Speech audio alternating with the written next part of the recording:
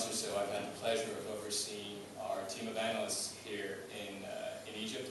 And what I'd like to do this evening is to present an overview of some of our analyses and some of our conclusions on both the economy's short-term and long-term outlooks. So we'll start off by taking a brief look at Egypt's post-revolutionary economic indicators before digging a little bit deeper into the country's comparative advantages, challenges, and some of the key sectors that have developed accordingly. And finally, we'll wrap up with a set of OBG's recommendations on how best to sustain inclusive growth in the years to come. Now, to say that the past year has been eventful would be an understatement.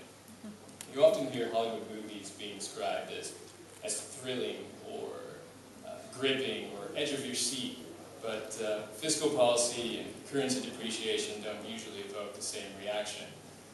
But I would argue that, in fact, edge of your seat would be a very appropriate tagline for Egypt's recent economic performance.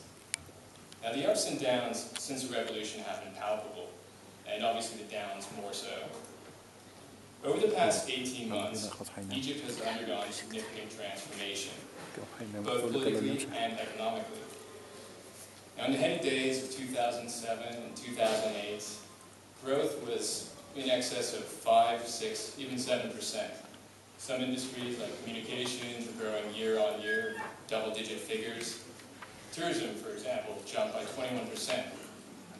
But the combination of falling global demand, together with the instability brought by the January 25th revolution, has brought that figure down to roughly 1.8% last year, and forecasts for 2012 bring it down slightly more to 1.5%.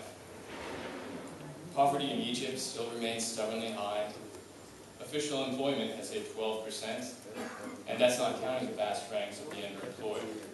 Industrial action curbs output, and more importantly, compared to pre-crisis 2008, FDI has fallen significantly by roughly $10 billion. As a result, the general mood has been, well, it's been pretty gloomy, let's face it. However, in recent months, there has been a steady drip of good news, which, while not exactly recovery, provides a glimmer of hope. Headline inflation has fallen from 18% pre-crisis to roughly 6.5% earlier this year.